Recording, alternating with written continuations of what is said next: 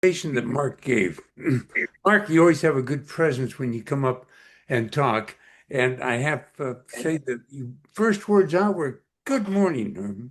And that was a good way to draw us into your speech and at least focus on you.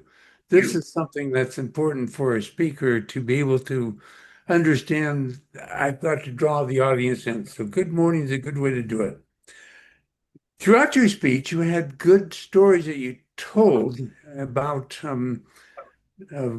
how we can make things better, or you listed several negatives about not attaining goals, and perhaps there are some good ways to help to keep our goals. And you gave some very interesting stories. Now, I'm going to talk about those are the good points I like about your speech, and there are some places where I think maybe you can improve. Oh, I want to say another good point, but you had excellent conclusion. You kind of brought things together with at the end when you talked about attaining goals, about what we can do to attain goals. Take care of yourself, and that's important. Where I think you might be able to improve a couple of spots in your opening, I missed the idea that you didn't welcome the Toastmasters and Mr. Toastmaster or Madam Toastmaster, whoever it may be, and then go into your speech. But I would also say on the opening, if you gave at least two or maybe three different points of what you're going to talk about, you had a very good conclusion, which was talking about how we can improve ourselves.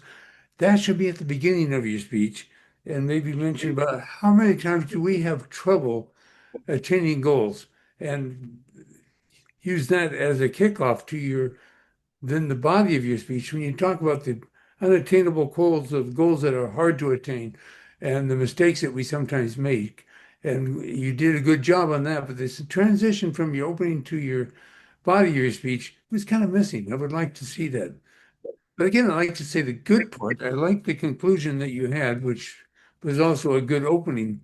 You could have used that closing as an opening as well, but you at least left us with the idea some goals are attainable. You need to work on it, and gave us a positive closing anyway.